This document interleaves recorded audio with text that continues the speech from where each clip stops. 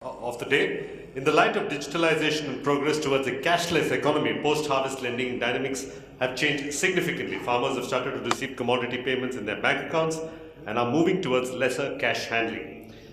This is likely to remove the involvement of multiple middlemen in financial transactions and therefore give rise to better procurement models and more transparency towards title source. Our final panel of the day is titled Innovations in Farmer Financing and will be chaired by Mr. Pravesh Sharma, CEO of Sabziwala.com. Mr. Sharma, can we have you on stage? I'd also like to invite the panelists for this session, Mr. S.K. Relan, State Bank of India, Mr. Anand George of Axis Bank, Mr. Baskar Reddy of Syngenta Foundation India, Ankur Kumawat of ICICI Bank, K. Suresh Kumar of NABKISAN, Mr. S.K. Goel, former Agriculture Secretary, State of Maharashtra, and Mr. Kiran of IndusInd Bank.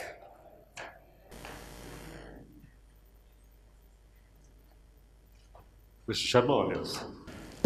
So friends, you've been warned, this is the last panel, so we stand between you and freedom. But I think it's a very appropriate ending to the day because we've been hearing about the farmer, and I think this panel is going to hopefully focus on this very important segment. And I think this is also very relevant as an ending to the day because we are discussing this subject just when things seem to be getting normal after the disruptions of the post-demonetization phase. I have spoken in several fora that perhaps there has been no better opportunity for institutional finance to enter into agri-financing at the bottom of the pyramid than the situation created after demonetization. And as Professor Alag said in his earlier remarks, given that something like 86%, that's the latest figure, sir, 86% of our farmers are small and marginal. And the last situational survey of agriculture says that only around 60% of our total farming community gets access to institutional finance. But if you look at the proportion of small and marginal farmers getting institutional finance, that's barely 15%, 1-5. So obviously there is a huge unmet demand. A lot of work is going on, and I think when you hear some of the experiences around this panel, I think some of you may be surprised, some great amount of innovation, great use of technology, product innovation, and very unique and innovative approaches to financing of farmers is actually happening on the ground. Now, in India, the challenge of scale is always there. And since we are a unique country of our size, there is no country in the world today with 9 crore farming households. As you know, China has also moved more households out of agriculture. So our model actually cannot follow any international template because no other country of our size, and I may add at our stage of development, has such a large population in agriculture. Our whole structural adjustment is lagging the model which we have seen in any other international example, and most recently even of China. So something like 50% of the labor force is sitting on only around 14% of the GDP. And that's basically a recipe for a social crisis, unless we are able to give these people employment, as initiatives like Skill India or Make in India will take their time to succeed. At least for the next decade and a half, these 9 crore households have to find livelihood and sustenance from agriculture. So I welcome the panel, all very distinguished people. You have their profiles, so I won't waste time. And I'm going to start right away with Baskar Reddy from the Syngenta Foundation. This is a donor organization promoted by a major multinational, but doing some very innovative work on the ground in financing of farmers. So Baskar, and please within 5 minutes so that we have some time in the end for discussion. Yeah, thank you very much, sir. Good afternoon, all of you, and I'd like to thank Star Agri for giving Syngenta Foundation this opportunity to present our views here. So firstly, I'd like to clarify that although we are a donor organization, as a foundation, as a corporate foundation, obviously it's a donor organization, not for profit, but we strongly believe and work on the concepts of developing business models. And unless the donors start thinking in terms of developing business models, I don't think we can really bring about sustainable development in agriculture or healthcare or education. Business models are very fundamental for the sustainability, and that's what, as a foundation we are doing, creating business models for agriculture development. Some of the keywords that resonated during the entire day, I would just like to recap, sir. Agriculture and rural markets, large markets. There's large business opportunity for right from pledge financing to warehouses to agriculture inputs to tractors to everything. That's a large agriculture markets. Everyone wants last mile reach. They want to get into the last mile, get hold of the customers, and how do you service them. Low transaction costs, fragmented, and millions of small farmers. So all of them seems to be in kind of a conflicting, left brain, right brain confrontations in terms of how do you actually make this happen when they're completely in polar opposites. But I think what we fail to understand is that each of these segments seems to be thinking in isolation. Whether it's warehousing and pledge financing in one silo, agri input dealers on selling on one side. You have insurance companies working on one side. You look at non-agri companies, FMCG, consumer durables. Each one of them would like to have a touch point in a village, but as a single entity, as a warehouse provider, if you want to have a touch point in every village, it's impossible. That's what happened to the banks, and that's what everybody talks about banks. How many branches can they have? It's impossible to have more branches. So they tried the concept of business correspondents. Again, the problem with the business correspondent model was it's all entirely based on the financing. The person who is a business correspondent would only earn his income from financial products, which would turn out to be about 3,000 to 4,000 a month, which is really not remunerative for somebody in rural space. So when each of us start thinking in our own verticals and in our own silos, then it's impossible to handle this kind of low transaction costs, last mile reach, and so on. But I think Dr. Goel also will talk in the end. Goel is a very strong proponent of this. In terms of how do we bring about this kind of partnerships, and how do we leverage on the partnerships to actually lower the low transaction costs and actually reach out to the last mile. I'll illustrate this with a small example. And sir, I was listening to you said less than 20 kilometers is a kind of a marketplace. Probably we can challenge that and go down to less than 10 kilometers. Based on the principles of aggregation, which is it's nothing new. Aggregation has been spoken in this country for the last 70 years, from the cooperatives to the farmer producer organizations, to the concepts of use of information technology. How do we leverage that? A very small example, one of the business models that the foundation developed is called agri-entrepreneur model. Again, no rocket science, nothing new. We worked on a premise that every village or 4 or 5 villages, we take one rural youth who is a class 10, class 12 pass, can read, write, train him in the local crops, full ability to go for technical advisory and crop advisory to the farmers, extension services, supply inputs to the farmers, connect them to markets, existing markets. We are not talking about new markets, even the wholesale traders, washing mandi kind of thing. Bring in finance. That's a very, very critical component. We heard again and again in the morning that we should move beyond pledge financing. So finance, bringing in finance. So bundling everything together. It's a business correspondent plus model. It's a BC plus model. We are seriously undermining the ability of agriculture economy in that micro scale. I'll give you a small numbers which will be staggering. A farmer requires about 15 to 20,000 of inputs in a year, from urea to seeds to chemicals. He requires a credit of 30,000 in a year to meet that inputs and some other cultivation, farm equipment and so on. The output would anywhere range between 50,000 to 60,000. I'm not talking about profit, it's sum total of output. If you sum up the 3 entities alone, we're talking about 1.2 lakh per farmer. The total cash flows happening through one household. You multiply it by 200 farmers that the entrepreneur today is servicing, agri-entrepreneur is servicing. We're talking about 2.5 crores of economy.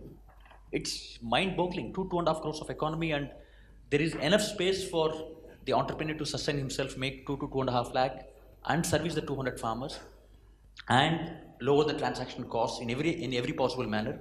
He's aggregating for 200 farmers the inputs. He can aggregate the outputs for 200 farmers. So the transaction costs go low. You're having the last mile reach. So that's the kind of model that we are working on, and we have about 105 entrepreneurs on the ground. We have and are continuing to have a wonderful banking partner in IDBI, who have broken all the conventional norms in terms of lending to these farmers attached with that entrepreneur, without land records, without even the conventional stuff, just going for KYC and giving him an input loan of 15,000-20,000. A very small innovation around that input loan. The input loan given to the farmer can only be accessed at an entrepreneur shop to buy inputs, so that end misuse of the credit is again guaranteed. So it's ensured that it's not being misused. So these kind of innovations plugging in, and now we are talking to Star Agri. Can we equip these entrepreneurs with a warehouse in some of the locations where there's a huge procurement? For example, in Gokak and Purnia, where they want to procure a lot of corn, they're looking at corn procurement agents. Instead of he being a standalone corn procurement agent, he can double and quadruple as an entrepreneur selling inputs, knowledge, and credit, so that it's more robust model, and the guarantee of the money coming back to the system, because it's far more strong. And last minute, the participation in ENAM, I think it'll go a long way, because he's an aggregator. 200 farmers, still we're talking about what you said a short while ago. It's a big scale. 200 farmers multiplied by 2 to 3 tons, also we're talking about 600 tons or 1,000 tons of corn. So it could be traded on ENAM and commodity exchanges. So I think the key is to build in the partnerships, look at decentralized approaches, whether it is an entrepreneur or an FPO. It's just a nomenclature. An entrepreneur works with 200 farmers, an FPO works with 500,000 farmers. But stitching those partnerships, bringing in credit, bringing in markets, I think we'll go a long way. Thank you. Thank you. Thank you, Baskar. That's very interesting. I'm going to invite Mr. Suresh Kumar, CEO of the NABKISAN Finance Limited, which is a subsidiary of NABARD, to please share his thoughts with the audience. Thanks a lot, sir. Good afternoon, everybody. As a subsidiary of NABARD, NABKISAN has been involved in supporting producer companies, farmer producer companies. I think it is very appropriate. I feel glad that we are trying to touch upon this topic of innovations in farmer financing by collectivizing farmers in the presence of the founder of this concept, Dr. Alakji, and Sri Sharma ji, who has tried to promote it across the country through various forums. See, when you are, one issue that has been discussed this morning is that 86% of the farmers were small and marginal category who have mostly been left out of farmer banking system for various reasons. The mechanism, what we have to find out is how to reach out to them. There is no way how we can ignore, and we have to reach out, and individually reaching out there are issues. And especially in the context of commodity financing, one thing that we have been saying is that the holding capacity of the small farmers is very much limited, and they go for immediate sale once the production is there. But how to bring them into this, like global agriculture market value chain, whatever you have been talking about, the only way is by collectivizing them into an organization, preferably in a company form, because the obvious advantage that is enjoys over a cooperative form, and then try to bring them into the formal banking system through different models of financing. What we have tried to do is that we have devised different loan products to suit the requirements of basing on the profile of the producer company. Because this producer company, though in the name company is there, but if you look at their functioning and all, there are a lot of issues involved. But we need to remember, running a company for a big like industrial houses also is not a small job. For a organization of the farmers, complying with so many requirements and running them is really a challenging task. This is where the promoting institutions like some of the good either companies or even other NGOs, they have been playing a key role, and we have been identifying those type of promoting institutions which have got some sort of professional setup who will be able to build these companies in terms of complying with the requirement as well as managing the business. So we have so far supported around 140 farmer producer companies which have a membership of around 8 to 10,000 farmers, and 90% of these farmers are small and marginal farmers. The initial activities what these producer companies are taking up or aggregating the farmers' produce as well as meeting their input requirement by having licenses for selling of these fertilizers or pesticides and other input. They are starting off on a very small scale with initial funding requirement of 10 to 20 lakhs and graduating to 40, 50 lakhs for a period of time. Yes, there are challenges initially because there are managerial inefficiencies and in the market dynamics. See, from farmer to entrepreneur is a really challenging task. Being producing is fine, but when it comes to the question of marketing it in a professional manner and running this company needs a lot of other inputs. That is where the professional inputs that are coming from the other promoting institutions are coming into their forte. But we have seen, yes, they are at a nascent stage. What we strongly feel is that as a developmental banker, we need to support this model. And in the last 2 years, when we have financed nearly 140 companies, we have been, to our utter pleasant surprise, all of them have been graduating to second level. There have been some constraints, no doubt, but their requirements, financial requirements have been increasing. Their turnovers has been growing up, and some of them, with the assistance of these collateral managers, are even looking at taking finances against warehouse receipts also. They are putting their commodities in some of the nearby warehouses, availing assistance from the local banks and also from us. Going forward, we see this is a concept we need to aggressively promote across, subject to the availability of the professional as well as managerial competence from the promoting institution background, and we have to take them forward. And the challenges that we are facing in respect of financing these things, as I told you, in addition to managerial competence, there are also market factors. Many times we find their capacity to some extent is limited. But today what is happening is that there are some startups that are coming in the agriculture sector promoted by social entrepreneurs who are joining hands with these collectives. We see going forward a situation where corporate collective linkage is going to be there, wherein we also have seen some of these FPOs are also trying to get in touch with some of the e-commerce platforms like your Big Basket and other kind of companies and trying to sell their produce there. Yes, there will be a lot of challenges, but going forward we feel this is the only model. If at all we want to reach out to the small and marginal farmers in an effective manner, if at all you want them to the part of this ENAM, what the government is saying now in the long run, we strongly feel this model has to be kind of promoted and supported. And NABARD from its side has also set up a fund for your information, a produce fund of 200 crores to promote nearly 2,000 farmer producer companies across the country, and another 3,000 more also they are going to be promoted. This is a challenging task, as I repeatedly say, but then we feel this is a model that has to be a kind of supported and bring other players into the field so that whatever deficiencies are there in running these companies can be made good by bringing the professional inputs from the external sources. Then only we'll be able to effectively bring them into the mainstream of financing. And the kind of entrepreneurial spirit that some of these companies exhibit are it is so tremendous and so exciting and so pleasant, and we feel this model will be going and getting stronger over a period of time. Thank you. Thank you, Suresh Kumarji.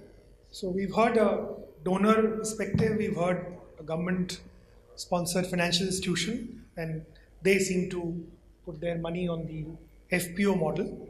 I'd like to invite Mr. Ankur Kumawat of ICICI Bank to hear a private sector bank's perspective. Hello. And I'd especially request you to comment on how you feel technology could, help in increasing the outreach and perhaps collapsing the timeline that, to reach out to larger numbers. Thank you. Good afternoon, everyone. Before we deliberate upon innovations in farmer financing, particularly from technology point of view, I think we need to understand what are the needs of the farmer which they expect to address us through farmer finance. Their needs can be categorized in 4 or 5 categories. First is timely and adequate credit. Second is protection against any natural calamity or any adverse price movement. Third one is to schedule the repayment in such a way that is it aligned with their income generation capacity. So if we take these factors into mind, from bank's perspective, what I feel the critical things which banks look at is to keep the cost of loans at the minimum, to reach out to farmers through as many channels as possible, and to maintain a healthy portfolio. Healthy portfolio in terms of timely repayment of whatever finance is extended to the farmers. Due to these challenges faced in channels which are there, existing channels which are there in reaching out to farmers, and challenges in maintaining a healthy portfolio, banks have been reluctant in extending finance to farmers to a large extent. I think with advent of technology like substantial smartphone penetration, which has taken place in country recently, and substantial development in area of mobile banking and various agri-based apps which are there, I think slowly and gradually over a period of next 4 to 5 years, there will be a convergence of these various agri-value based apps and mobile banking solutions, which will enable farmers to access credit in a better way, for banks to reduce their cost of providing loans, and will also provide ancillary support services to farmers in terms of various advisory services, providing ready-made market to them. Apart from technological initiative, there is a significant scope within current existing framework which is there, which if allowed, I feel this farmer potential can be expanded substantially. One of the points which I feel that government needs to look at is to allow commodity hedging by banks. Today, every bank has a substantial exposure in terms of commodity by providing loans to various players in commodity segments, that is traders, processors, farmers, etc. In case of any adverse price movement, there is no protection which is available either to the farmer or to the bank who has extended loan. As per current guidelines in place, hedging of commodities cannot be undertaken by banks. So I think this is one of the area where government should look into, whereby they can allow banks to hedge at least for the portfolio for which they are having exposure. The second point which I feel is critical is that farmers require handholding through the entire agri value chain. It is not that you provide them finance and you forget about it till the time of repayment. Right from decision which crop to grow, from where to take agri inputs, advisory services during the growth phase, at the time of harvest and post-harvest credit, at every point of time, right till the decision to sell, farmers require handholding. This is where all the stakeholders involved, like farmers organization, government, banks, etc., can come together and provide a solution to the farmer, whereby they are able to use the best of the agri inputs, use best of the advisory services, and have right awareness of the time when they have to exit the market and sell the commodity. I think this entire agri value chain needs to be integrated. Currently, banks are having various products to address the needs of the farmer, but I think what we are lacking is to provide this handholding and agri advisory services, which can be provided through linkages with various other stakeholders like NGOs, pharma organization, government agencies, etc. For ICICI Bank, what I would like to say that in order to increase the reach to farmers, various initiatives which we have taken place is use of tap banking, whereby real-time processing of information is taking place. Our people go to the fields, do all the KYC of the farmers, do all the field investigations. We are using technology in order to take satellite imageries of the fields. We are trying to access the cropping pattern which is there in a particular village or a district. We are trying to take information from SRO offices wherever online database is available to find out whether charges against land exist or not, whether that crop which is said to be financed is actually there or not. So these are the various initiatives which we are taking place. One of the significant innovation which will enhance farmer finance is what Mr. Sameer Shah told in the morning about coming of these repository services in place.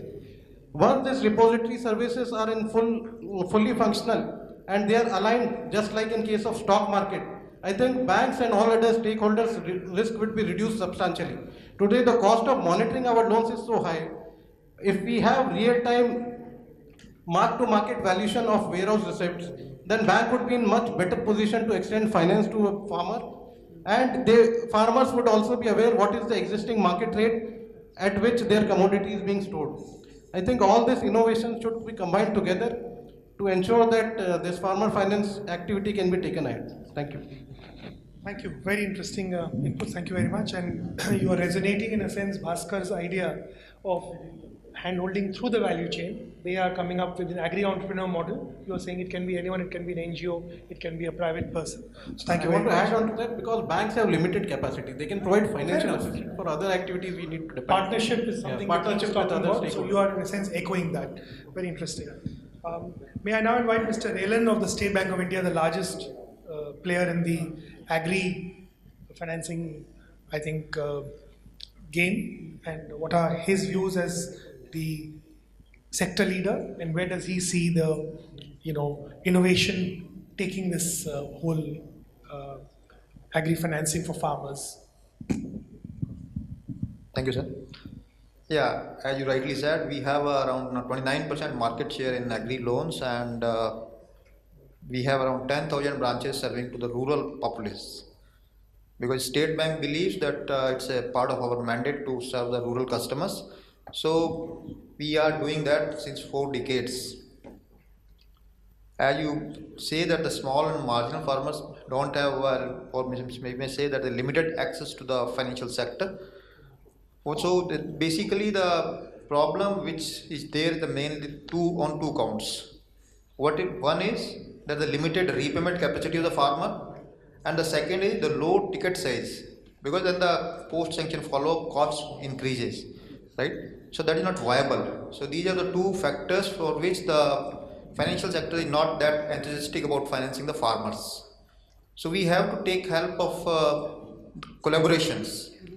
Maybe collaboration with the MFIs, maybe collaboration with the corporates, maybe collaboration with the farmer producer companies, and so on. So that way we can reduce the transaction cost, and that way we can mitigate the risks also.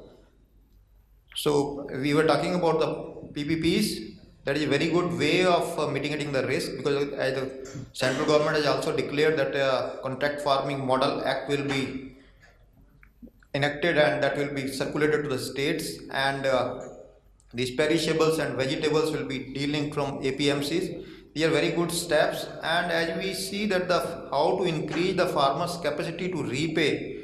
So there are 3-4 factors which are very important in this. One is because of the small landholding size, they are not able to earn much.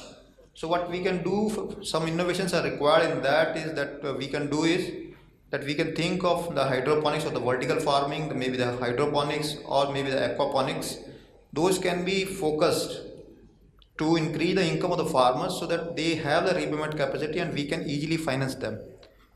Then the second uncertainty, the vagaries of the monsoon, and with the global warming and all that, the monsoons are becoming uncertain. So there are companies like Cropin and SkyMat which predict the monsoons.